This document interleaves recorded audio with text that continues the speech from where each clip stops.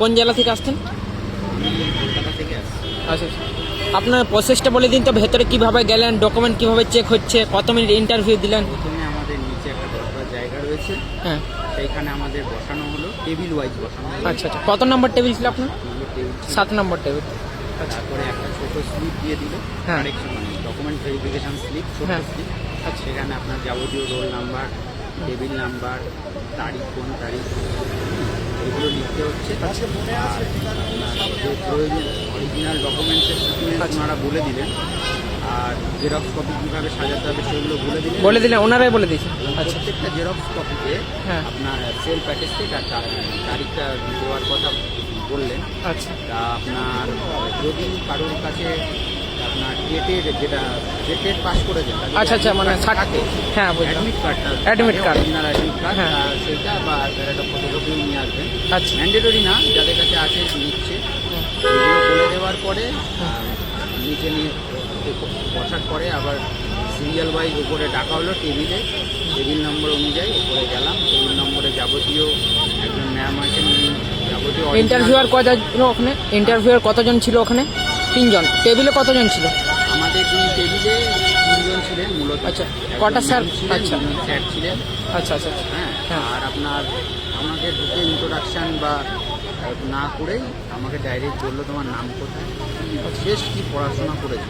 হ্যাঁ। আমি বললাম মানে কারো যদি গ্র্যাজুয়েশন থাকে, হ্যাঁ। আমার যেমন ফিজিক্স অনার্স ছিল, পদার্থ মাস্টার্স ছিল আপনার? না মাস্টার আচ্ছা ছিল আচ্ছা। না। বললেন যে মাস্টার ডিগ্রি করো। তখন আমি আমার পুরো সিকোয়েন্সটা বললাম যে আমি মাধ্যমিক উচ্চ মাধ্যমিকের পরেই আমি গভর্নমেন্ট ডিগ্রিতে ডিএলএড করেছি। হ্যাঁ। তারপরে আমি গ্র্যাজুয়েশন করে আমি আর মানে তারপরে আমি আচ্ছা। দিতে বলছি। আপনি ডেমোটা নিজের চয়েসে দিলেন না? ওনারা ডেমো দিয়ে দেবেন।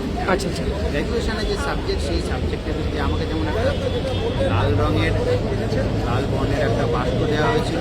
হ্যাঁ। সেই বাস্কটা দিয়ে বাস্ক বলতে কাঠের ব্লক, আচ্ছা আচ্ছা। আয়ত ঘনক যাকে, আয়ত ঘনক। সেটা দিয়ে বলা হলো এইটা তুমি ক্লাস প্রাথমিক স্তরে বাচ্চাদের কিভাবে বোঝাবেন? কি পড়াতে চাও। ওখান থেকে কেমন কি কোশ্চেন করা হলো? ওখান থেকে যেমন আমাকে পড়াতে গিয়ে বললাম, তলের কথাটা বলে ফেলেছিলাম। বলছে তল কি ক্লাস 3-4 বাচ্চারা বোঝে। তখন আমি বললাম তলের ধারণাটা তাদের দিলাম, কারণ ওটা দিয়ে আমার দেওয়া উচিত।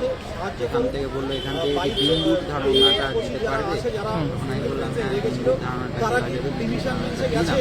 এছাড়াও আপনার শেষে যে আঁকার কথাটা বলছি, তা আমার যিনি ডান হাতে যিনি বসেছিলেন তিনি বললেন যে আটা, এই আটা বাদলে কার, কার কোথায় দেখেন বর্ণে বললেন যে ব্যঞ্জন বর্ণ বা স্বরবর্ণ কার মানে কি, যে আঁকা রসইতা, যে কার্ডের কি প্রয়োজনীয়তা।